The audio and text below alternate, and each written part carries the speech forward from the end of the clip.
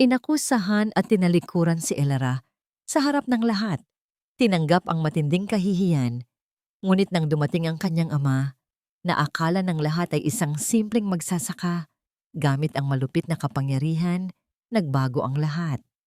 Ano ang mangyayari kay Elara habang ang pamilya ng kanyang biyenan ay magbabayad para sa kanilang kasalanan? Ang bigat ng hikaw na perlas sa kanyang tainga ay tila kabiruan sa gaan ng kanyang puso, kanin na lamang. Ngunit ngayon, ang bawat hiyas na nakasabit sa kanyang katawan ay parang mga batong humihila sa kanya pababa sa kahihiyan. Nakatayo sa gitna ng nagkikislapang ballroom ng mansyon ng mga Montenegro. Pakiramdam ni Elara Santos ay isa siyang estranghero na naligaw sa isang mundong hindi para sa kanya. Ang mamahaling seda ng kanyang bestida ay parang balat ng ahas na hindi niya kailanman masasanay na suotin. Ang mga ngiti ng mga bisita, mga senador, mga negosyante, mga socialite na may apelyidong kasing bigat ng ginto ay mga maskarang walang kabuhay-buhay. Pilit siyang ngumingiti pabalik. Isang ugali na sinanay niya sa loob ng 2 taon nilang pagsasama ni Marco. Ang ngumiti, ang tumango, ang maging isang perpektong palamuti sa braso ng kanyang asawa.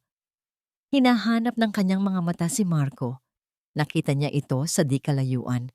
Kausap ang isang matabang lalaki na may malaking tiyan at nagniningning na kalbong ulo. Saglit na nagtama ang kanilang paningin. Nginitian siya ni Marco, isang mabilis at pilit na ngiti, bago muling ibinaling ang atensyon sa kausap. Kumirot ang puso ni Elara. Dati, ang isang tingin lang ni Marco ay sapat na para pawiin ang lahat ng kanyang kaba. Ngayon, ang tingin nito ay parang hangin na dumadaan lang sa kanya. Isang magnanakaw. Ang sigaw ay pumunit sa himig ng musika at sa halakhakan ng mga panauhin. Isang tinig na kasing talim ng bubog, isang tinig na kilalang kilala ni Elara. Ang lahat ng tunog ay huminto. Ang daan-daang pares ng mata ay napako sa iisang direksyon, kay Doña Imelda Montenegro, ang matriarka ng pamilya, na nakatayo malapit sa grand staircase. Ang mukha ay nababalot ng galit, at ang nanginginig niyang daliri ay nakaturo direkta kay Elara. Nasaan ang kwintas ko? Ang kwintas na De La Vega na pamana pa ng aking lola. Nakita ko sa CCTV. Pumasok ka sa aking kwarto kanina. Dagdag pa ng matanda. Ang bawat salita ay parang latigo na humahagupit sa hangin. Nanlamig ang buong katawan ni Elara. Ang dugo sa kanyang mga ugat ay tila nagyelo. Ano po? Hindi po ako pumasok sa silid ninyo, Mama. Mahinang sagot niya. Ang kanyang boses ay halos hindi marinig. Huwag mo akong tawaging Mama. Walang hiya ka. Sigaw ni Doña Imelda. Lumapit ito sa kanya, ang mga matay nag-aapoy. Akala ko ba ay simple ka lang na probinsyana? Iyon pala'y may tinatago kang kasanayan sa pagnanakaw. Lumapit si Sofia, ang nakababatang kapatid ni Marco, na may ngisi sa labi.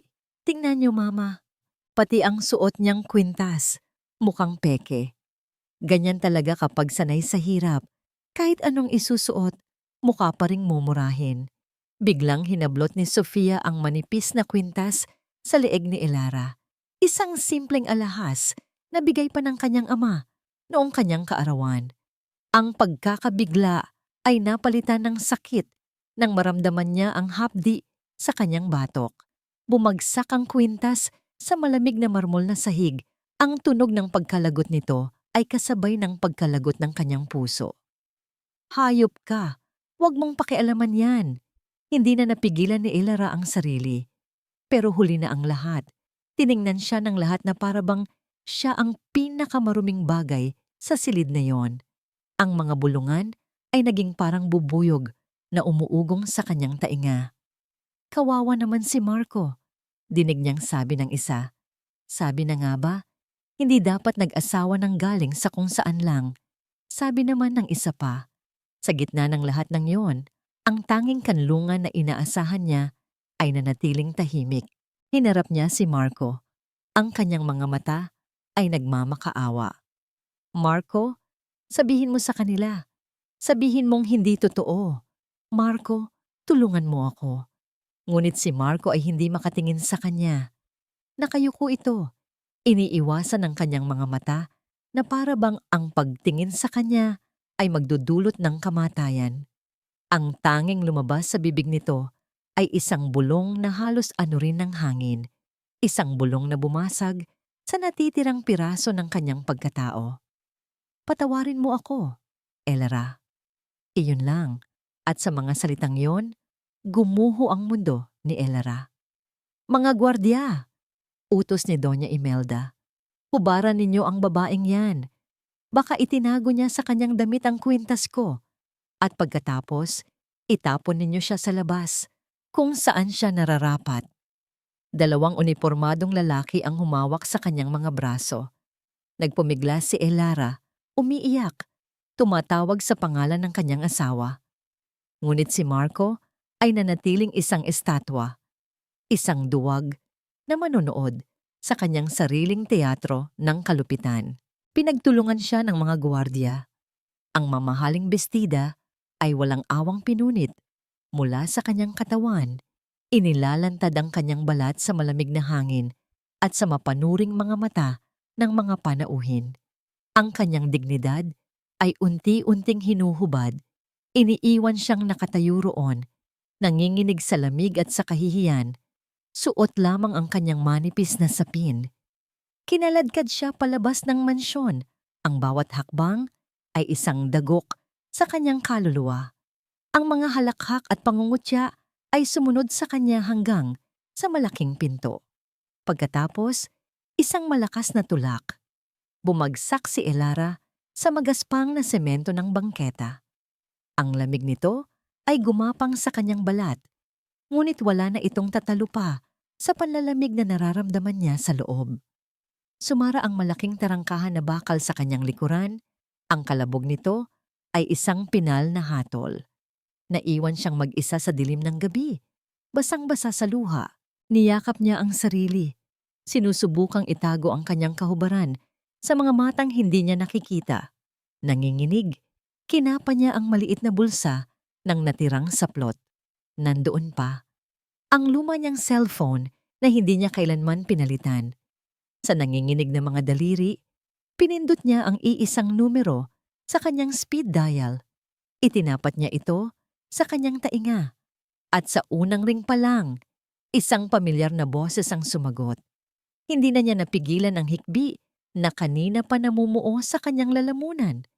Ang kanyang boses ay basag at puno ng sakit. Itay, tulungan niyo po ako.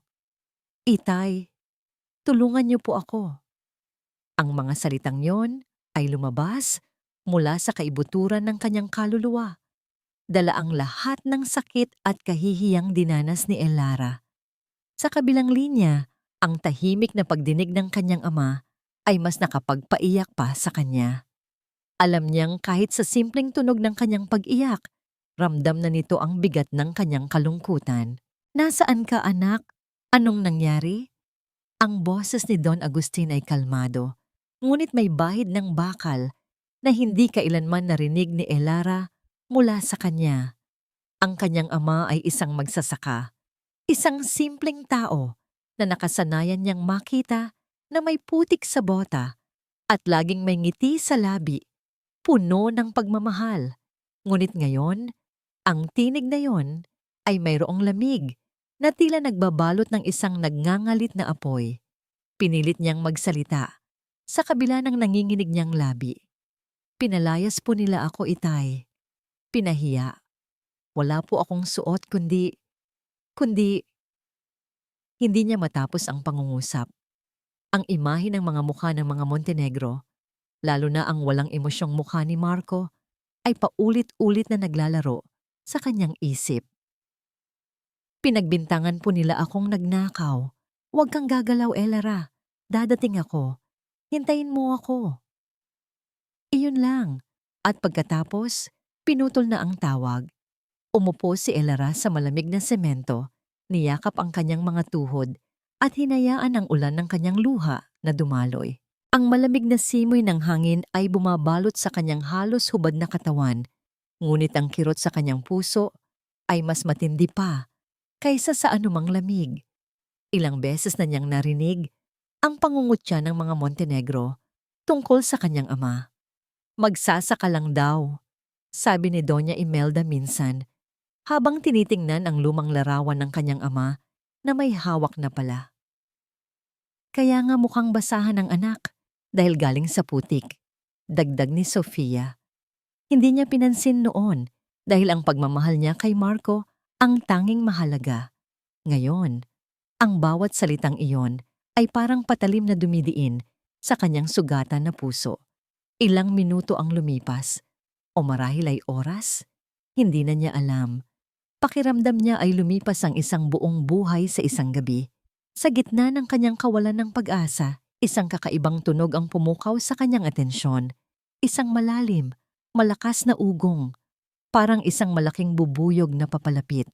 Unti-unti itong lumakas, hanggang sa maramdaman niya ang pag-uga ng lupa sa ilalim niya.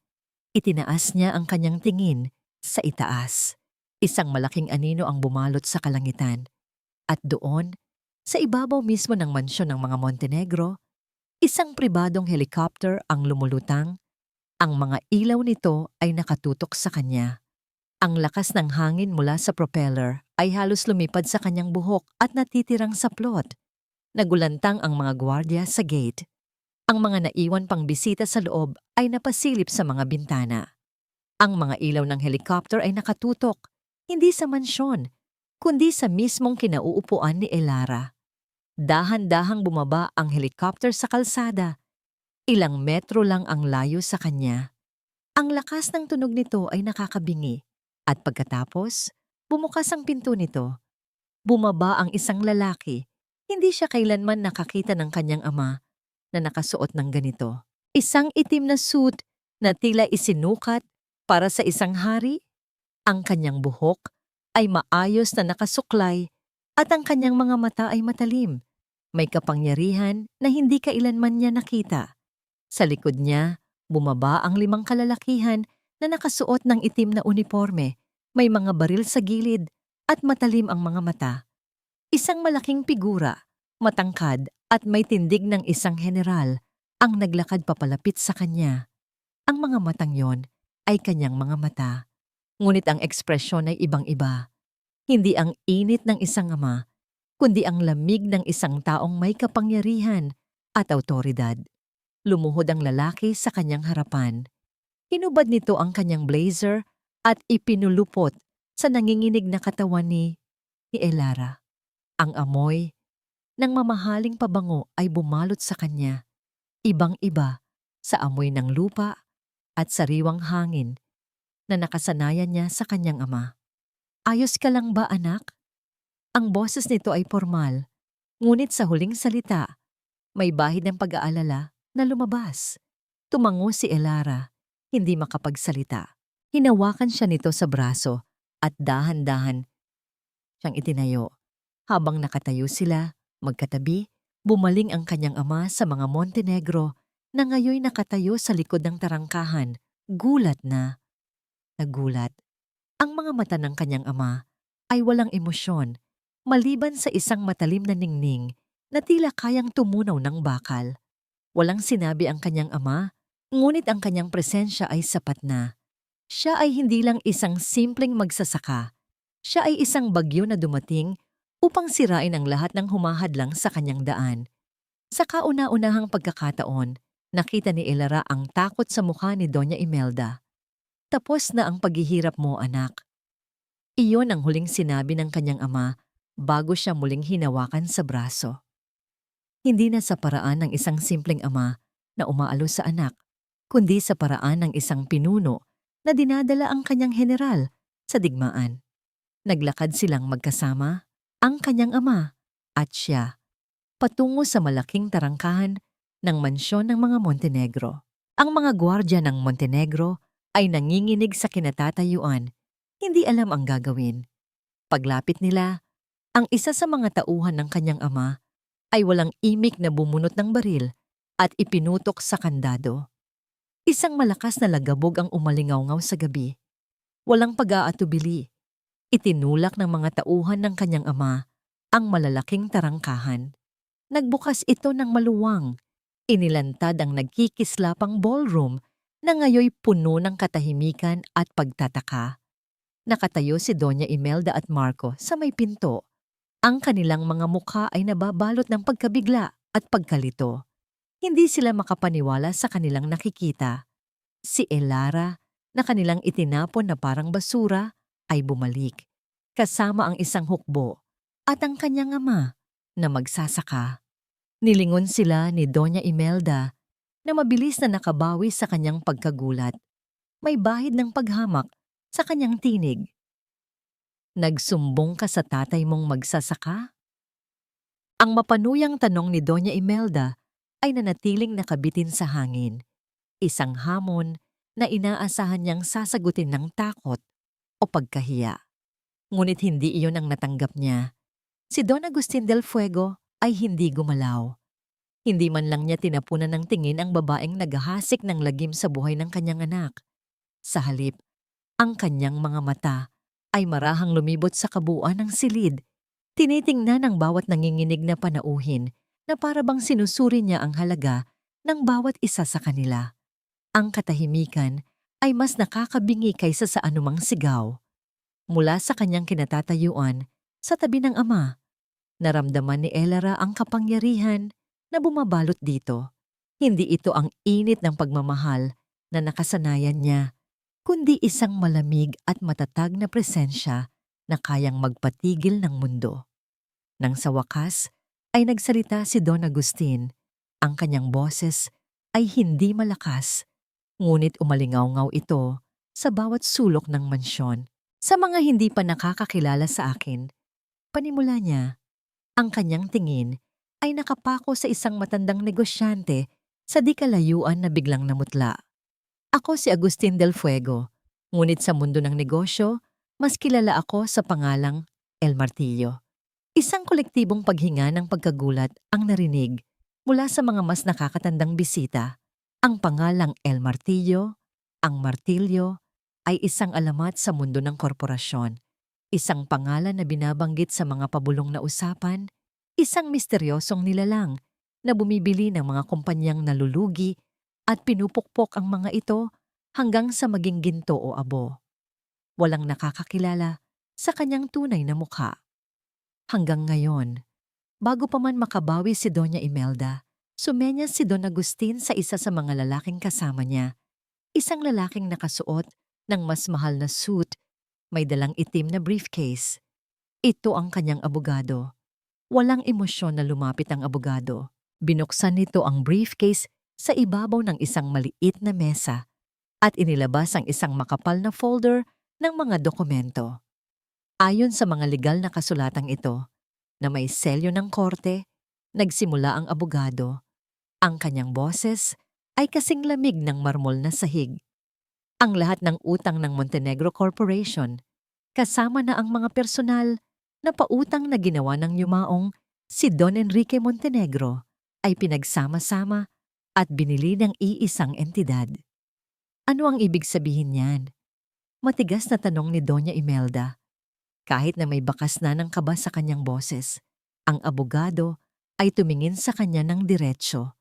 Ang ibig sabihin, Ginang Montenegro, ay mayroon na lamang kayong iisang pinagkakautangan at ang taong iyon, itinaas ng abogado ang isang dokumento, ay si Don Agustin del Fuego. Kasunungalingan, sigaw ni Doña Imelda. Walang malaking utang ang aming pamilya. Ito ay isang paninirang puri. Si Marco, na kanina patahimik sa tabi ng kanyang ina, ay humakbang pasulong. Hindi iyan maaari. Nakita ko ang mga libro ng kumpanya. Maayos ang aming pananalapi. Ngumiti ng bahagya ang abogado. Isang ngiti na walang kagalakan. Maaring maayos ang mga libro na ipinapakita sa inyo, Ginoong Montenegro. Ngunit ang mga utang na ito ay hindi nakatala doon. Ibinigay niya ang pangunahing dokumento kay Marco. Nanginginig ang mga kamay ni Marco habang inaabot iyon. Ang kanyang mga mata ay mabilis na tumakbo sa mga numero na nakasulat sa papel. Nakita ni Elera kung paano unti-unting nawala ang kulay sa mukha ng kanyang asawa. Ang pagtataka ay napalitan ng pagkalito at pagkatapos ay ng purong hindi makapaniwalang takot. Para siyang nakakita ng multo. Imposible, bulong ni Marco, napatingin sa kanyang ina na para bang ngayon lang niya ito nakita. Binaliwala ni Don Agustin ang kanilang pag-uusap. Muli siyang nagsalita at sa pagkakataong ito, ang kanyang boses ay may bigat ng isang pinal na hatol. Ang bahay na ito, sabi niya habang iginagala ang kanyang kamay, ang lupang kinatatayuan nito, ang mga sasakyan ninyo sa garahe, ang bawat sentimo sa inyong mga bank account, ang bawat bahagi ng inyong pag-aari sa Montenegro Corporation ay hindi na sa inyo. Tumingin siya ng diretso kay Doña Imelda. Ang kanyang mga mata ay parang 2 piraso ng yelo. Ang lahat ng yan ay kabayaran lamang sa utang ninyo sa akin. At ngayon, pagmamay-ari ko na ang lahat. Napaatras si Doña Imelda na pahawak sa kanyang dibdib. Hindi mo ito magagawa sa amin. Nagkamali ka, sagot ni Don Agustin. Nagawa ko na. Nagbigay siya ng isang huling alok. Mayroon kayong 10 minuto para lisanin ang pamamahay na ito nang may natitira pang dignidad. Pagkatapos ng 10 minuto, ang mga tauhan ko na ang maglalabas sa inyo. At magkano naman ang sinasabi mong halimaw na utang na yan? Hamon ni Doña Imelda. Sinusubukan pa ring magpakita ng tapang. Tumingin si Don Agustin sa kanyang abogado. Tumango ang abogado at binasa ang huling linya niya ng dokumento sa isang malinaw at matatag na tinig. Ang kabuuang halaga ng pagkakautang, kasama ang lahat ng interes, ay nagkakahalaga ng 1 bilyon, 274 na milyon, 572,000 piso, at 36 na sentimo. Hindi isang bilog na numero, isang napaka-espesipikong halaga. Sa pagdinig nito, biglang natigilan si Doña Imelda. Ang lahat ng kulay ay nawala sa kanyang mukha. Ang kanyang bibig ay bahagyang bumukas, ngunit walang tunog na lumaba. Ang kanyang mga mata ay nanlaki sa isang uri ng takot na hindi na tungkol sa pera o kapangyarihan. Ito ay takot mula sa isang multo ng nakaraan. Isang lihim na akala niya ay matagal nang nailibing. Naging putlang-putla ang kanyang mukha at sa isang iglap, tumanda siya ng ilang dekada sa harap mismo ng mga mata ni Elara. 1 bilyon, 274 na milyon, 572,000 piso at 36 na sentimo. Ang numero ay umikot sa isipan ni Marco na parang isang makamandag na ahas. Hindi ito isang ordinaryong numero. Hindi ito isang random na halaga na kinalkula mula sa mga libro ng negosyo. Mayroon itong bigat. Mayroon itong kasaysayan. Mayroon itong amoy ng takot at luma, mamahaling alak. Para sa lahat ng naroroon, ito ay isang simpleng deklarasyon ng pagkabangkarote. Ngunit para kay Marco, ito ay ang tunog ng isang nakalibing na bangkay na biglang kumakatok mula sa ilalim ng lupa. Ang kanyang paningin ay lumabo. Ang mga mukha ng mga bisita, ang galit na mukha ni Don Agustin, ang blangkong mukha ni Elara, lahat ay naglaho. Napalitan ito ng isang imahe mula sa kanyang kabataan. 15 taong gulang pa lamang siya. Gabi na ngunit hindi siya makatulog. May naririnig siyang mga boses mula sa silid-aklatan ng kanyang ama, sa ibabang palapag. Hindi sigawan, kundi mabibigat at pigil na mga salita na mas nakakatakot kaysa sa anumang sigaw. Dahan-dahan siyang bumaba, ang mga paa niya'y walang ingay sa malambot na carpet. Sumilip siya sa bahagyang nakaawang na pinto. Nakita niya ang kanyang ama, si Don Enrique Montenegro, na nakaupo sa kanyang malaking silyang balat. Ang mukha ay nakasubsob sa kanyang mga palad. Sa harap nito, nakatayo ang kanyang ina, si Doña Imelda, na may tigas ng isang general. "Sinira mo tayo, Enrique! Narinig niyang sabi ng kanyang ina, ang pangalan ng pamilya, ang lahat ng pinaghirapan ng ating mga ninuno, isinugal mo lang sa isang gabi. Shh! Baka marinig ka ng mga bata.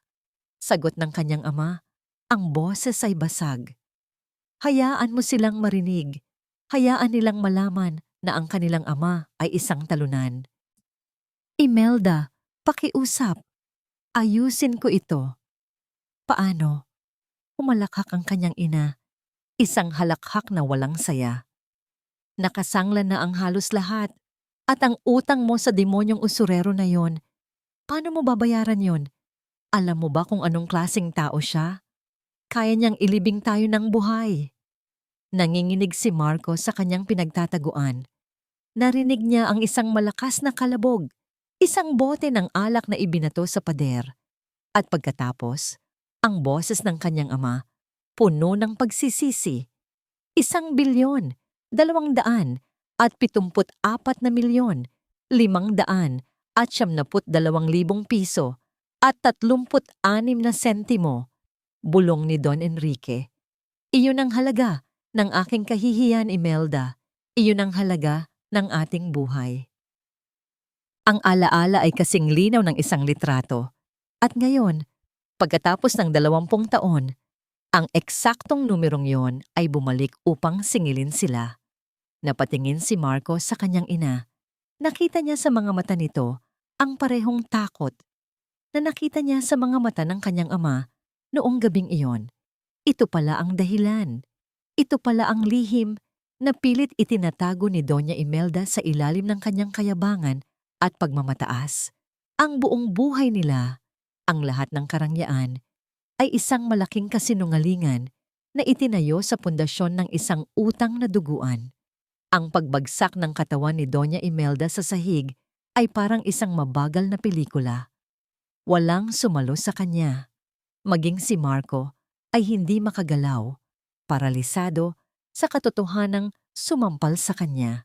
Si Don Agustin del Fuego ay hindi nagpakita ng anumang emosyon. Tumingin lang ito sa nakabulagtang katawan ni Doña Imelda na para bang isa lamang itong basura sa kanyang daanan. Ang utang na yan, nagsalita si Don Agustin. Ang kanyang boses ay bumababaon sa bawat puso sa silid. Ay binili ko mula sa isang kilalang loan shark 10 taon na ang nakalipas. Isang pabor para sa kanya dahil ayaw na niyang madungisan ang kanyang mga kamay at isang pabor para sa akin dahil gusto kong ako mismo ang magtapon ng basura. Ngayon, naiintindihan na ni Marco ang lahat. Hindi ito isang simpleng paghihiganti dahil sa pagpapahiya kay Elara.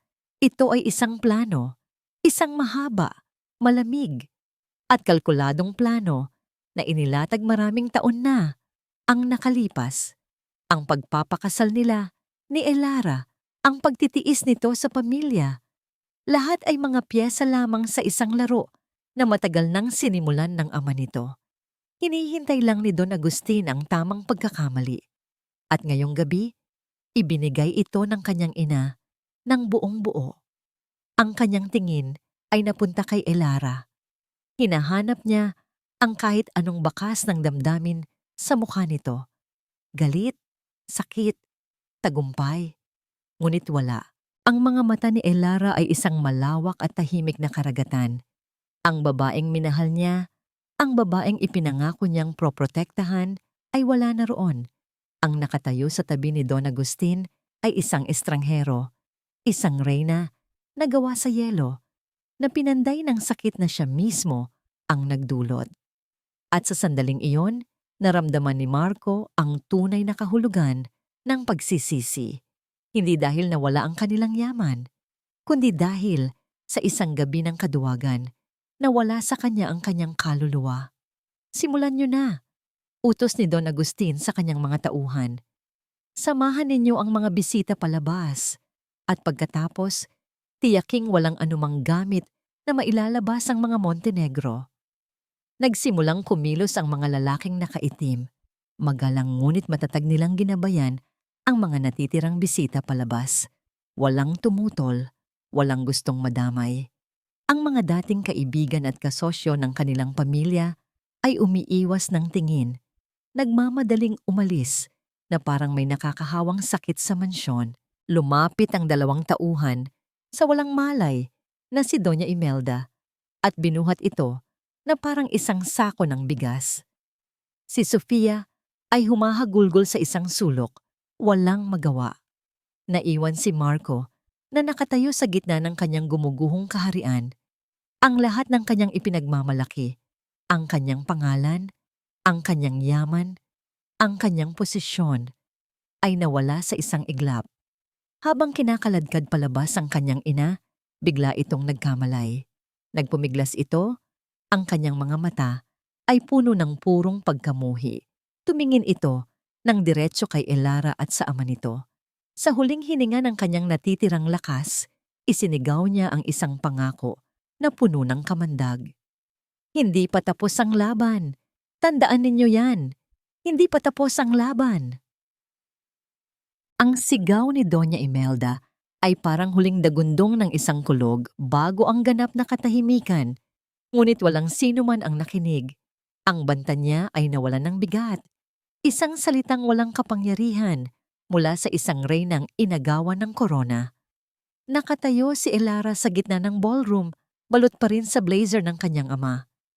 Pinanood niya ang bawat eksena na para bang nanonood siya ng isang pelikula. Ang mga tauhan ni Don Agustin ay kumikilos ng may disiplina at bilis. Ang mga natitirang pagkain sa mesa ay mabilis na niligpit. Ang mga mamahaling palamuti ay maingat na tinatakpan. Ang mga pinto sa bawat silid ay nilalagyan ng selyo. Ang mansyon na dati puno ng buhay at halakhakan ay dahan-dahang nagiging isang malamig at tahimik na museo. Lumakad si Elara. Ang kanyang mga paa ay nag-iwan ng bakas sa makintab na sahig. Umakyat siya sa grand staircase, ang parehong hagdanan kung saan siya tiningnan ng may paghamak ni Doña Imelda kanina lamang. Hinawakan niya ang makinis na kahoy ng handrail. Dati, ang bawat sulok ng bahay na ito ay sumisigaw ng isang mensahe, hindi ka nabibilang dito. Ngayon, ang bawat sulok ay pag-aari na niya. Pumasok siya sa silid na dating sa kanila ni Marco. Ang lahat ay nasa ayos pa. Ang kama ay malinis. Ang mga damit ni Marco ay nakasabit pa sa aparador. Sa ibabaw ng kanyang vanity table, nakatayo pa rin ang isang litrato nilang dalawa noong kanilang kasal. Kinuha niya ito. Sa litratong iyon, ang kanilang mga ngiti ay totoo. Ang kanilang pag-ibig ay parang isang pangako na walang hanggan. Isang mapait na ngiti ang gumuhit sa kanyang labi. Isang pangako na sinira sa loob lamang ng isang gabi. Mula sa bintana ng silid, tanaw niya ang lahat ng nangyayari sa labas. Nakita niya si Sofia na sinusubukang bitbitin ang isang Hermes bag. Ngunit magalang, ngunit matatag itong kinuha ng isang gwardiya. Personal, nagamit lamang po ang pwedeng ilabas, ma'am, sabi ng gwardiya. Pero personal ko ito. Regalo ito sa akin. Sigaw ni Sofia. Ang kanyang boses ay nagiging pambata. Lahat po ng binili, gamit ang pera ng Montenegro ay pag-aari na ni Don Agustin, kalmadong sagot ng gwardiya. Walang nagawa si Sofia kundi umiyak ng umiyak habang kinukuha ang kanyang wallet at cellphone. Ang dating prinsesa ay para na ngayong isang pulubi. Sunod niyang nakita si Doña Imelda. Nakatayo ito sa labas ng gate. Ang dating postura ng isang reyna ay nawala na. Nakayuko ang kanyang mga balikat, ang kanyang buhok ay magulo.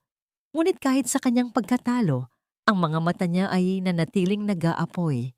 Nang magtama ang kanilang paningin mula sa bintana, tiningnan siya ni Doña Imelda ng may purong pagkamuhi. Isang tingin na nangangako ng paghihiganti. Hindi natinag si Elara.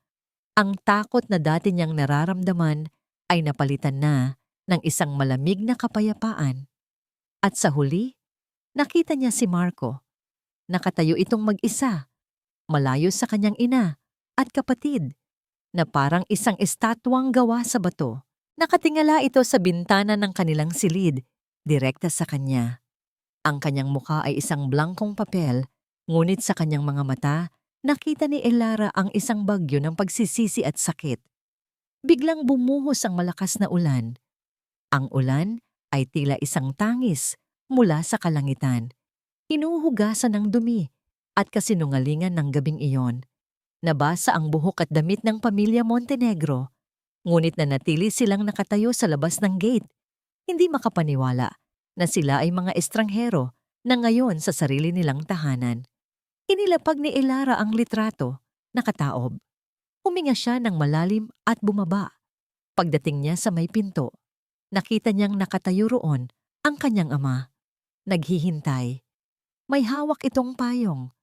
Oras na para umalis, anak. Iiwan natin ang lugar na ito, sabi ni Don Agustin. Tumango si Elara. Ngunit bago pa man sila makahakbang palabas, isang figura ang biglang tumakbo mula sa gitna ng ulan patungo sa kanila. Si Marco. Tumigil ito sa harap mismo ng nagsasarang tarangkahan. Ang tubig ulan ay dumadaloy sa kanyang mukha, kasabay ng mga luhang hindi na niya napigilan. Elara. Ang kanyang boses ay basag, halos hindi marinig sa lakas ng ulan. Hindi gumalaw si Elara, hindi rin gumalaw si Don Agustin. Biglang lumuhod si Marco sa basang kalsada, sa harap nilang dalawa. Ang mamahalin niyang sapatos at pantalon ay nababad sa putik. Ikinulong niya ang kanyang mukha sa kanyang mga palad. Elara, patawarin mo ako. Humagulgol siya. Nagkamali ako. Naging duwag ako. Pero mahal na mahal kita. Pakiusap. Bigyan mo ako ng isa pang pagkakataon. Pakiusap, Elara. Ang kanyang mga salita ay puno ng desperasyon, isang huling pagkapit ng isang taong nalulunod. Tinitigan siya ni Elara. Ang lalaking minahal niya ng higit pa sa kanyang buhay. Ang lalaking pinangarap niyang makasama habang buhay. Ngayon, nakaluhod sa kanyang harapan, basang-basa, wasak. May bahagi sa puso niya na gustong tumakbo palapit sa kanya, yakapin siya, at sabihing ayos na ang lahat. Ngunit ang bahaging iyon ay nasugatan na, namatay na kanina lamang sa ilalim ng mga mapanuyang mata ng lipunan. Ang mga salita ni Marco ay parang mga patak ng ulan na tumatama sa puso ni Elara, malamig, desperado, at walang katapusan. Nakaluhod siya roon, ang dating prinsipe ng kanyang mundo. Ngayon ay isang basang sisiw na nagmamakaawa sa labas ng sariling palasyo. Isang bahagi ng kanyang pagkatao, ang dating Elara, ay gustong maniwala. Gustong umasa na ang pag-ibig ay kayang ayusin ng lahat. Ngunit ang Elara na yon ay namatay na kanina lang, kasama ng kanyang bestida at ng kanyang dignidad. Naramdaman niya ang bahagyang pag-atras ng kanyang ama sa kanyang tabi. Isang senyas na hindi ito makikialam, hindi ito gumalaw, hindi ito nagsalita. Tila sinasabi nitong, ito ang iyong laban, ang iyong desisyon. Ang tahimik na tiwalang iyon mula sa kanyang ama ang nagbigay sa kanya ng lakas na hindi niya alam na taglay niya. Huminga siya ng malalim. Dahan-dahan siyang humakbang pasulong, palabas mula sa silong ng payong ng kanyang ama. Hinayaan niyang bumuhos ang ulan sa kanyang buhok at muka. Hinahayaan nitong hugasan ang natitirang bahid ng kahinaan sa kanyang puso. Tumigil siya sa harap mismo ng tarangkahan. Ilang talampakan lang ang layo mula sa nakaluhod na si Marco. Tumingala ito sa kanya, ang mga matay puno ng pag-asa. Mahal kita, sabi niya ulit, na parang isang dasal. Hindi ko sinasadyang saktan ka. Tinitigan siya ni Elara, hindi ng galit, kundi ng isang malungkot na pag-unawa. Naalala mo ba noong unang Pasko natin dito, Marco? Mahinang tanong niya. Ang kanyang boses ay kalmado sa kabila ng ingay ng ulan. Ipinagluto ko ang buong pamilya ninyo. Abalang-abala ako sa kusina buong araw. Pero nang ihain ko na, sinabi ng nanay mo na ang amoy ng probinsya ay kumakapit sa pagkain at itinapon niya lahat iyon sa basurahan. Napatulala si Marco. Tila sinasaksak ng alaala. Tiningnan kita noon. Pagpapatuloy ni Elara. Naghihintay ako na ipagtanggol mo ako. Pero ngumiti ka lang at sinabing, hayaan mo na mahal. Mag-order na lang tayo. Nanahimik ka. Naalala mo ba noong kaarawan ko? Ininsulto ni Sofia ang regalong damit na bigay mo sa akin. Sinabi niyang mukha akong katulong. Muli, tiningnan kita. At muli, wala kang sinabi. Nanahimik ka. Ang bawat salita ni Elara ay isang patak ng asido na tumutulo sa sugat ng kanilang pagsasama. At kanina, Marco, dito na nagsimulang manginig ang kanyang boses, ngunit pinigil niya ito. Habang hinuhubaran ako sa harap ng lahat, habang ipinapahiya ako na parang hindi ako tao, habang kinaladkad ako palabas na parang hayop. Nasaan ka? Nasaan ang pagmamahal na sinasabi mo? Elara, patawarin mo ako. Pakiusap ni Marco. Sinusubukang abutin ng kanyang kamay. Ngunit umiwas si Elara. Tumingin siya sa mga mata nito at sa huling pagkakataon, ipinakita niya rito ang kaibuturan ng kanyang wasak na puso. Ang pagmamahal na hinihingi mo, Marco, ay matagal nang namatay. Sabi niya, ang kanyang boses ay pinal at hindi na mababali. Namatay ito sa gabing tinalikuran mo ako. Pinatay mo ito. Bawat araw na pinili mo sila kaysa sa akin. Bawat araw na nanahimik ka. Kaya wag mo nang subukang buhayin pa ang isang bagay na ikaw mismo ang pumatay. Sa huling pagkakataon, tiningnan niya ang lalaking minsan niyang pinangarap. Pagkatapos, walang pag-aalinlangan, tumalikod siya. Elara, huwag! Sigaw ni Marco, ngunit huli na ang lahat. Naglakad si Elara pabalik sa kanyang ama. Ang bawat hakbang palayo kay Marco ay isang hakbang papalapit sa kanyang sarili. Ipinayong muli siya ni Don Agustin. Isara ang tarangkahan, mahinang utos ng kanyang ama. Ang dalawang malalaking pinto na bakal ay dahan-dahang nagsara. Lumilikha ng isang nakakabinging tunog ng paghihiwalay. Sa huling siwang bago ito tuluyang magsara, nakita pa ni Elara si Marco na nakaluhod pa rin sa gitna ng ulan. Ang kanyang mga balikat ay nanginginig sa pag-iyak. Click! Ang tunog ng paglock ng tarangkahan ay ang pinal na tuldok sa kabanata ng kanyang buhay kasama ang mga Montenegro. Nasa loob na sila ngayon. Ligtas, tahimik, nakatayo si Elara, nakatalikod sa gate. Ang lakas na ipinakita niya kanina ay unti-unting nawala. Ang kanyang mga balikat ay nagsimulang manginig. Ang kanyang mga tuhod ay nanlambot. Sumandal siya sa malamig at basang bakal ng tarangkahan at dahan-dahang napaupo sa sahig. Doon, sa kaligtasan ng kanilang bagong teritoryo, sa ilalim ng mapagkalingang tingin ng kanyang ama, sa wakas ay hinayaan niyang bumagsak ang kanyang mga luha. Ngunit hindi ito luha ng panghihinayang o kalungkutan para sa isang nawalang pag-ibig. Ito ay luha ng paglaya. Lumipas ang 3 linggo. Ang mga alaala ng gabing iyon ay hindi pa rin nawawala. Ngunit hindi na sila sariwang sugat na humahapdi sa bawat pagtibok ng puso. Ngayon, ang mga ito ay mga peklat na isang paalala, hindi ng sakit, kundi ng katatagan. Isang paalala na nakaligtas siya. Ang mansyon sa Forbes Park ay isinara. Hindi na bumalik si Elara roon. Pansamantala, tumuloy sila sa isang malawak na penthouse suite sa Makati na pag-ari pala ng kanyang ama, kung saan tanaw ang buong syudad na dati kinatatakutan niya. Ngunit ang pinakamalaking pagbabago ay hindi sa lugar, kundi sa kanyang pang-araw-araw na buhay. Ang mga umaga niya ay hindi na nagsisimula sa pag-aasikaso sa asawang walang pakiramdam. Nagsisimula na ito sa loob ng isang malaking boardroom, kaharap ang mga taong may matataas na posisyon at sa tabi niya ay ang kanyang ama. Sa unang araw, pakiramdam ni Elara ay isa siyang isda na inilagay sa lupa. Ang suot niyang corporate attire ay parang isang costume, Ang mga salitang acquisitions, hostile takeovers, at leveraged buyouts ay parang ibang lengguwahe na hindi niya maintindihan. Ngunit hindi siya pinabayaan ng kanyang ama. Huwag kang matakot magtanong, anak.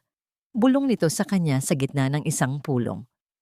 Ang tunay na kapangyarihan ay hindi sa pag-alam ng lahat ng sagot, kundi sa pag-amin na hindi mo alam at sa pagnanais na matuto. Kaya't nagtanong siya at natuto, ngunit ang tunay na pagbabago ay nangyari nang dalhin siya ng kanyang ama sa Batangas, hindi sa maliit na bahay kubo na ipinakilala niya noon kay Marco, kundi sa puso ng tunay nitong kaharian. Habang bumababa ang kanilang sasakyan sa isang pribadong kalsada, bumungad sa kanila ang isang tanawin na halos pumutol sa kanyang hininga.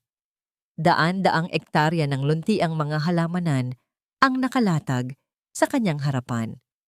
Mga puno ng kape na hitik sa bunga, mga taniman ng niyog na sumasayaw sa hangin, at sa gitna ng lahat ng ito, isang malaking hasyenda na istilong Espanyol. Naglakad sila sa gitna ng mga taniman ng kape. Ang amoy ng lupa at ng mga sariwang butil ng kape ay pumuno sa hangin. Ito ang amoy na kinalakihan niya. Ang amoy na tinawag ni Doña Imelda na amoy probinsya. Ito ang simula ng lahat, Elara, sabi ni Don Agustin habang dinadampot ang isang pulang bunga ng kape. Bago pa man magkaroon ng mga building sa Makati, meron ng lupa. Ang lupa ang nagbibigay buhay. Ito ang tunay na yaman. Isang bagay na hindi kailanman maiintindihan ng mga Montenegro. Para sa kanila, ang yaman ay nasa pangalan, sa alahas, sa mga party. Para sa atin, nasa ugat ito ng bawat puno. Itay, bakit niyo po itinago ang lahat ng ito? Tanong ni Elara, ang tanong na matagal nang bumabagabag sa kanya. Huminto sa paglalakad si Don Agustin at hinarap siya. Dahil gusto kong mahalin ka ng isang tao para sa kung sino ka, hindi para sa kung anong meron ka. Gusto kong maranasan mo ang simpleng buhay, ang magmahal, nang walang kondisyon. Nagkamali ako, anak. Akala ko, mapoprotektahan kita sa ganitong paraan. Pero ang mundo ay mas malupit kaysa sa aking inakala. Niyakap ni Elara ang kanyang ama. Hindi po kayo nagkamali, Itay. Tinuruan niyo po akong maging simple. At dahil doon, mas nakikita ko ngayon ang halaga ng lahat ng ito. Sa kanilang paglalakad, sinalubong sila ng mga magsasaka. Ang mga mukha nila ay kulay lupa, nasunog sa sikat ng araw, ngunit ang kanilang mga ngiti ay totoo. Magandang umaga po, Don Agustin. Magandang umaga, Ma'am Elara. Bati nila, may kasamang tunay na paggalang, hindi takot. Isang matandang lalaki ang lumapit.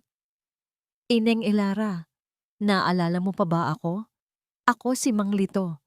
Dati, noong bata ka pa, paborito mong umakyat sa mga puno ng niyog ko. Ngumiti si Elara, isang tunay at masayang namangiti na matagal nang hindi niya nagagawa. Mang Lito, kamusta na po kayo? Doon, sa gitna ng mga taong iyon, naramdaman ni Elara na siya ay tunay na nasa bahay. Hindi siya si Mrs. Montenegro. Hindi siya ang talunang manugang. Siya si Elara del Fuego, anak ng lupa, anak ni Don Agustin. Nang gabing iyon, sa kanyang silid sa hacienda, humarap siya sa isang malaking salamin na gawa sa antigong Nara. Ang babaeng nakatingin pabalik sa kanya ay hindi na ang babaeng umiiyak sa bangketa ng Forbes Park. Ang kanyang buhok ay nakatali sa isang simpleng ponytail.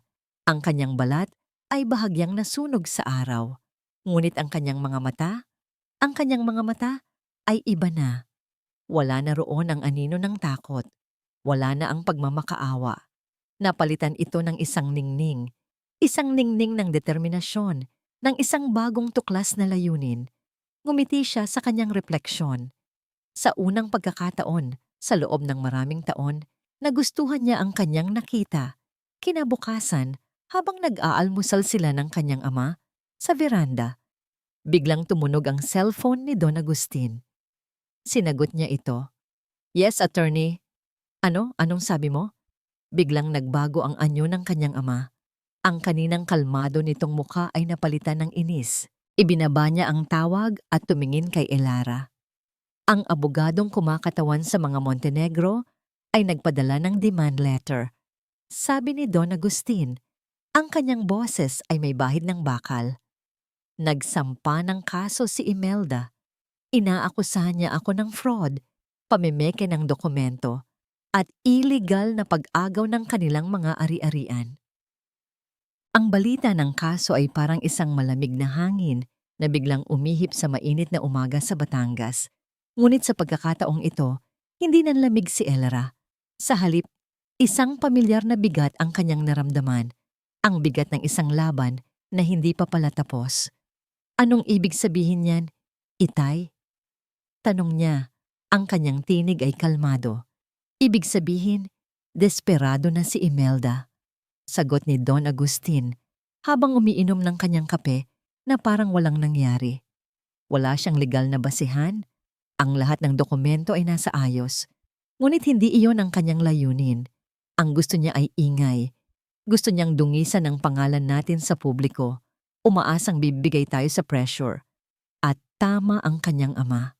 Kinaumagahan, ang kanilang mga pangalan ay nasa lahat na ng business section ng mga pahayagan at sa mga chismis sa telebisyon. Nanonood si Elara ng isang morning show nang biglang lumabas ang mukha ni Doña Imelda sa screen. Nakaupo ito sa isang sofa, sa isang maliit at murang apartment na malayo sa dati nilang mansyon. Ang kanyang buhok ay maayos, ang kanyang damit ay simple ngunit disente. At umiiyak siya. Wala kaming kaalam-alam, sabi ni Imelda sa TV host. Ang kanyang boses ay puno ng pighati. Kami po ay biktima ng isang ganid na negosyante na ginamit ang sarili niyang anak para makapasok sa aming pamilya. Isang araw, nagising na lang kami na wala na ang lahat sa amin. Itinapon kami sa kalye na parang mga basura. Pinatay ni Elara ang telebisyon. Isang mainit na galit ang nagsimulang kumulo sa kanyang dibdib. Ang kakapalan ng mukha ni Imelda ay walang kapantay. Siya na siyang nagtapon kay Elara na parang basura ay siya ngayong gumaganap na biktima. Huwag mong hayaang maapektuhan kanyan, anak, sabi ni Don Agustin na pumasok sa silid. Ang mga kasinungalingan ay mabilis kumalat, ngunit mas mabilis itong mamatay. Ang katotohanan ang pinakamalakas nating sandata. Pero itay, sinisira niya ang pangalan ninyo.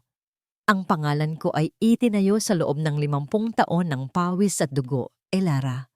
Hindi ito kayang sirain ng laway ng isang desperadong babae. Ngunit hindi lang sa media lumaban ang mga Montenegro. Isang hapon, habang pauwi si Elara mula sa isang pulong sa opisina nila sa Makati, isang pamilyar na figura ang humarang sa kanyang daraanan palabas ng lobby. Si Marco. Ang dating makisig at aroganteng si Marco Montenegro ay wala na. Ang lalaking nakatayo sa kanyang harapan ay payat. Ang kanyang mga mata ay lubog. At ang mamahalin niyang suit ay napalitan ng isang simpleng polo shirt at pantalon na tila ilang beses nang naisuot. Mukha siyang pagod. Mukha siyang talunan. Elara, sabi niya. Ang kanyang boses ay paos. Hindi sumagot si Elara. Tinitigan niya lang ito. Ang dating sakit sa kanyang puso ay wala na. Napalitan na ito ng awa. Pakiusap, kausapin mo ang tatay mo. Pagmamakaawa ni Marco. Iurong na ninyo kung ano man ang ginagawa ninyo. Sira na ang buhay namin. Pero ang ginagawa ninyo ngayon, pinapatay ninyo na ang nanay ko. Ang kaso ang tanging natitira sa kanya. Kung matatalo siya rito, hindi ko na alam kung anong mangyayari sa kanya. At ano ang gusto mong gawin ko, Marco? Ibalik ang lahat sa inyo para muli ninyo akong yurakan. Malamig na sagot ni Elara. Hindi na mangyayari iyon. Mabilis na sabi ni Marco. Ako ang mag-aalaga sa iyo. Ako ang poprotekta sa iyo. Iwanan mo na ang tatay mo, Elara. Sumama ka sa akin. Magsimula tayo ulit. Kahit sa isang maliit na apartment lang, kahit mahirap, basta't magkasama tayo. Napailing si Elara sa narinig. Hindi makapaniwala. Hindi mo pa rin naiintindihan, ano? Sabi niya. Hindi ito tungkol sa pera, Marco. Hindi ito tungkol sa mansyon. Ito ay tungkol sa pagtayo mo at pananahimik habang dinudurog ako. At iyan, hinding-hindi ko na makakalimutan. Tinalikuran niya si Marco at nagsimulang maglakad palayo. Narinig niya ang pagsigaw nito sa kanyang pangalan, ngunit hindi na siya lumingon. Nang gabing iyon, habang naghahanda na siyang matulog, tumunog ang kanyang personal na cellphone. Isang numero na hindi rehistrado. Nag-aalangan man, sinagot niya ito. Katahimikan.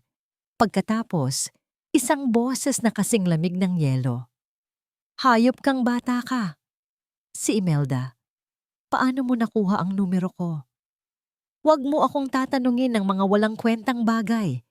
Sigaw ni Imelda sa kabilang linya. Makinig ka sa akin, Elara. Itigil ninyo ito.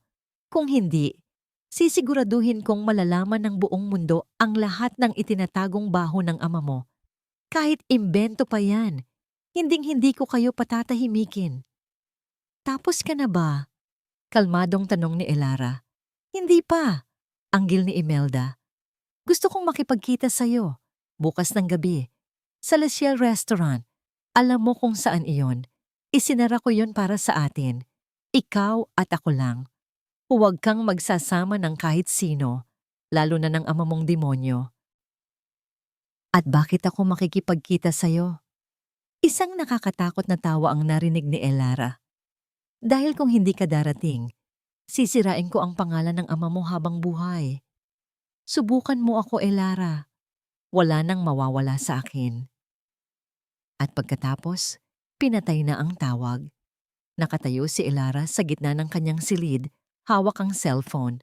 Ang banta ni Imelda ay parang kamandag na gumagapang sa kanyang mga ugat. Ngunit hindi takot ang kanyang naramdaman, kundi determinasyon. Oras na para tapusin ang laban na ito, minsan at para sa lahat. Ang Le Ciel Restaurant ay isa sa mga pinakamahal na kainan sa buong Maynila. Isang lugar kung saan ang halaga ng isang hapunan ay katumbas na ng isang buwang sahod ng ordinaryong manggagawa. Ito ang lugar kung saan unang ipinakilala ni Marco si Elara kay Doña Imelda. Sa gabing iyon, naramdaman ni Elara na para siyang isang basahan na naligaw sa isang palasyo. Ngayong gabi, habang papasok siya, ang pakiramdam ay iba na. Isinara nga ni Imelda ang buong restaurant. Walang ibang tao sa loob, maliban sa mga waiter na nakatayo sa gilid, may mga blangkong mukha. Ang malawak na dining area ay tahimik, ang mga ilaw ay madilim.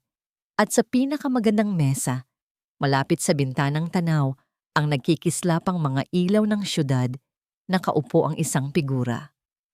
Si Doña Imelda Montenegro, mukha siyang pagod. May mga maitim na bilog sa ilalim ng kanyang mga mata na hindi kayang itago ng makapal na makeup. Ngunit nang itaas niya ang kanyang tingin at makita si Elara, ang kanyang mga mata ay muling nag-apoy sa dati nitong kayabangan. Dumating ka, sabi ni Imelda. Hindi isang tanong, kundi isang pahayag. Akala ko ay magtatago ka na naman sa likod ng iyong ama. Hindi sumagot si Elara. Dahan-dahan siyang naglakad palapit at umupo sa silyang nasa tapat ni Imelda. Inilapag niya ang kanyang maliit na clutch bag sa mesa. Ano ang kailangan mo sa akin? Diretsong tanong ni Elara. Isang mapanuyang nangiti ang gumuhit sa labi ni Imelda. Diretsahan, gusto ko. Ganyan na ba ang epekto sa'yo ng pera ng tatay mo? Nagkakaroon ka na ng kaunting tapang. Itinuro niya ang isang waiter. Bigyan mo siya ng pinakamahal na alak. Tubig lang, sabi ni Elara sa waiter. Hindi inaalis ang kanyang tingin kay Imelda. Nawala ang nangiti sa mukha ni Imelda. Nandito ka dahil sa utos ko, Elara. Huwag mong kalimutan yan. Isang salita ko lang sa media at ang pangalan ng ama mo ay magiging kapareho ng putik. Subukan mo. Kalmadong sagot ni Elara. Tingnan natin kung sino ang paniniwalaan nila. Ang isang babaeng biglang nawalan ng lahat dahil sa mga lihim na utang ng kanyang asawa, o ang isang bilyonaryo na kilala sa buong industriya sa kanyang talino at integridad. Natigilan si Imelda. Paano? Akala mo ba ay hindi ko aalamin? Sabi ni Elara. Habang abala ka sa pag-iyak sa telebisyon, abala ako sa pag-aaral. Pinag-aralan ko ang bawat dokumento, ang bawat transaksyon, ang bawat kasinungalingan na bumabalot sa pamilya ninyo. Ang bahay na yon ay hindi itinayo sa dangal, ginang Montenegro. Itinayo yan sa takot. Wala kang alam. Sigaw ni Imelda. Ang kanyang boses ay biglang tumaas. Wala nga ba? Sumandal si Elara sa kanyang upuan. Ang kanyang kilos ay puno ng kumpiyansa na dati wala sa kanya. O baka naman alam ko na ang lahat. Alam ko na ang dahilan kung bakit ayaw na ayaw mo sa akin ay hindi dahil sa mahirap ako, kundi dahil sa tuwing nakikita mo ako, naaalala mo ang simpleng buhay na matagal mo nang tinalikuran. Naaalala mo na, sa kabila ng lahat ng pera mo, hindi mo kailanman naging masaya ang asawa mo. Manahimik ka, dinuro siya ni Imelda. Kahit anong gawin mo, isa ka pa ring basahan na pinulot lang ng anak ko. Isang mahabang katahimikan ang namagitan sa kanila. Tinitigan ni Elara ang nanginginig na kamay ni Imelda. Pagkatapos, nagsalita siya. Ang kanyang boses ay malumanay, ngunit may bigat ng isang bato. Siguro nga po, isa nga po akong basahan, pag-amin ni Elara. Ngunit mas gugustuhin ko pang maging isang malinis na basahan na kayang punasan ang sarili nitong dumi, kaysa maging isang pekeng diamante na sa loob ay puno ng lamat at kasinungalingan. Ang mga salitang yun ay tumama kay Imelda na parang isang malakas na sampal. Napaatras siya sa kanyang upuan, hindi makapagsalita. Tapos na tayo, sabi ni Elara habang marahang tumatayo. Kinuha niya ang kanyang clutch bag. Ituloy mo ang kaso mo. Mag-ingay ka sa media hanggat gusto mo. Hindi na ako natatakot sa'yo dahil alam ko na ang pinakamalaking takot mo, ginang Montenegro, iyon ay ang harapin ang sarili mo sa salamin at makita ang isang babaeng walang-wala. Hindi ng pera, kundi ng pagmamahal at respeto sa sarili. Huminga ng malalim si Elara. At nga pala, dagdag niya, habang marahang inilalabas ang kanyang cellphone mula sa bag at pinipindot ang stop recording button.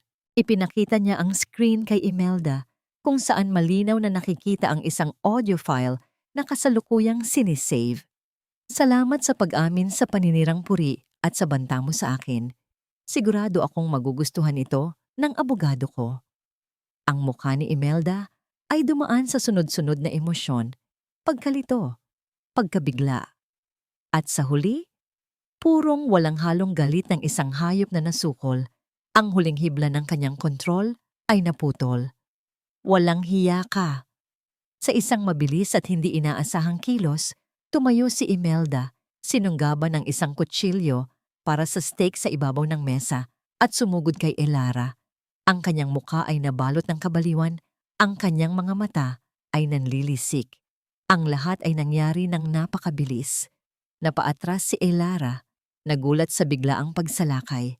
Ang mga waiter ay nagsigawan sa takot. Ngunit bago pa man makalapit si Imelda, isang malakas na kalabog ang umalingaw-ngaw sa buong restaurant. Bang! Ang malaking pinto ng Le Ciel ay bumukas ng malakas. Nakatayo roon si Marco. Ang kanyang mukha ay puno ng pagkataranta. At sa likod niya ay si Sofia, na nakatakip ang bibig sa sobrang gulat. Nakita nila ang lahat. Ang kanilang ina na may hawak na kutsilyo, handang manakit. At si Elara na nasa bingit ng panganib. Ang pagkagambala ay sapat na. Natigilan si Imelda, ang kanyang braso ay nanatiling nakaangat sa ere.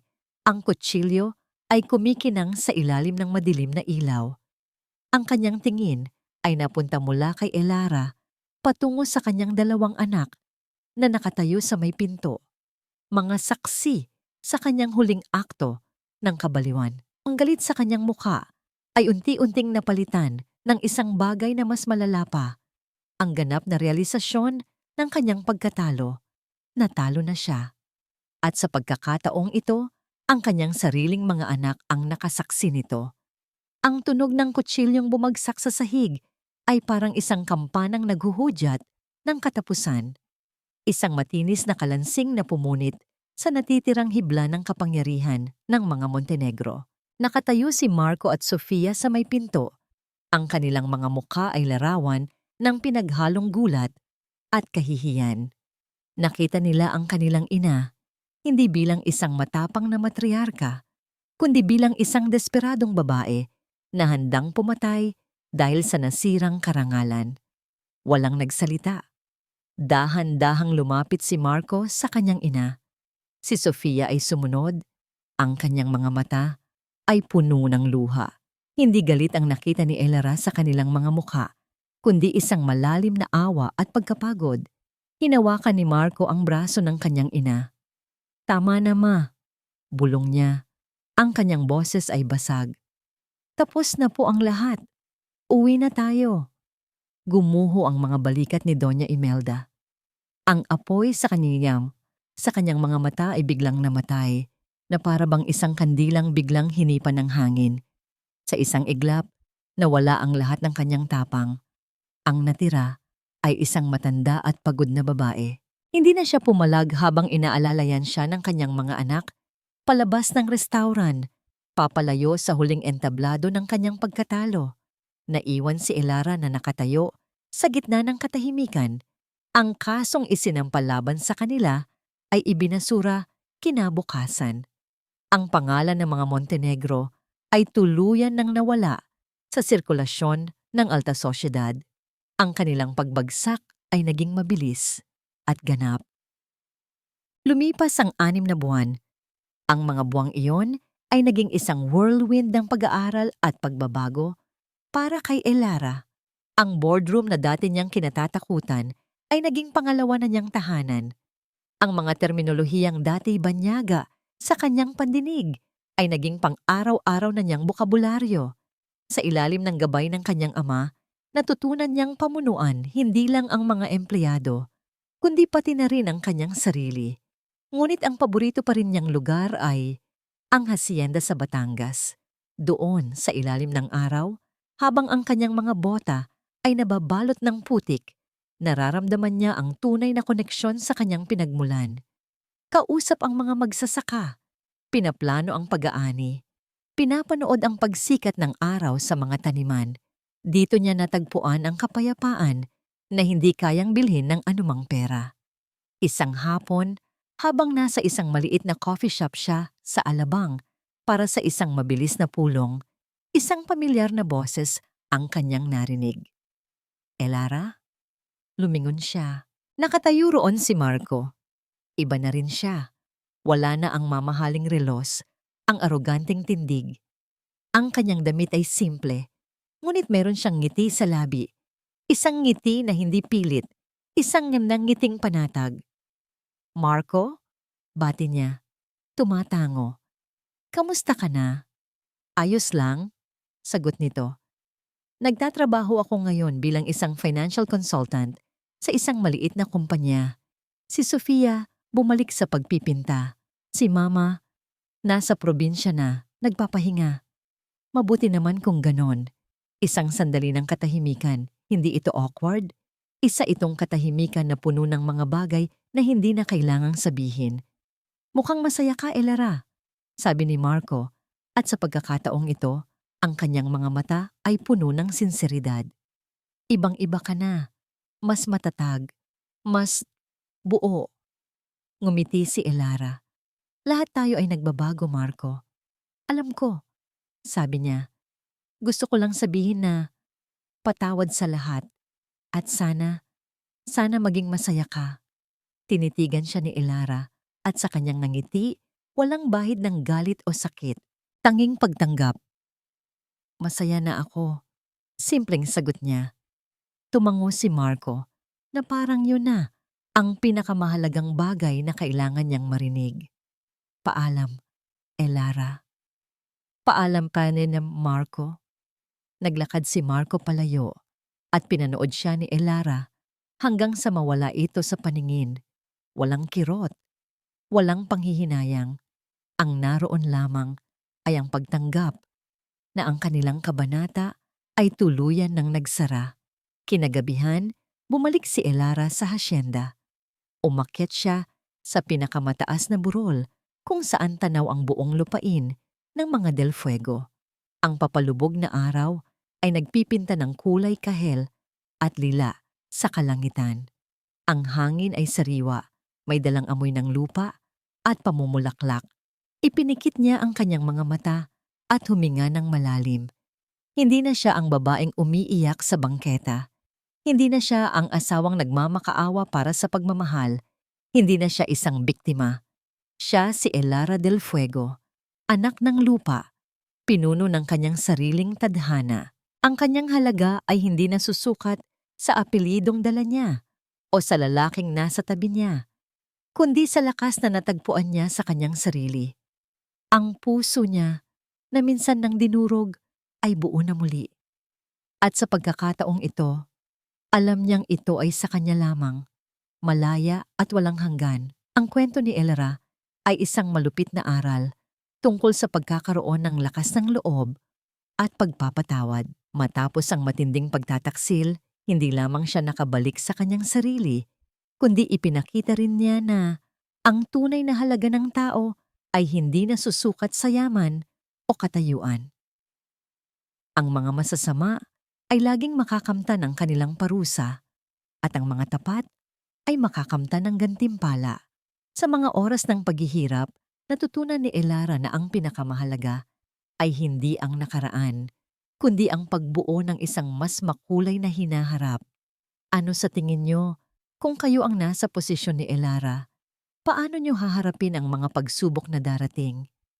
Ibahagi ang inyong saloobin sa mga komento at mag-iwan ng mga katanungan. Salamat sa pagsubaybay at huwag kalimutan na mag-subscribe para sa mas marami pang kwento ng lakas at katarungan.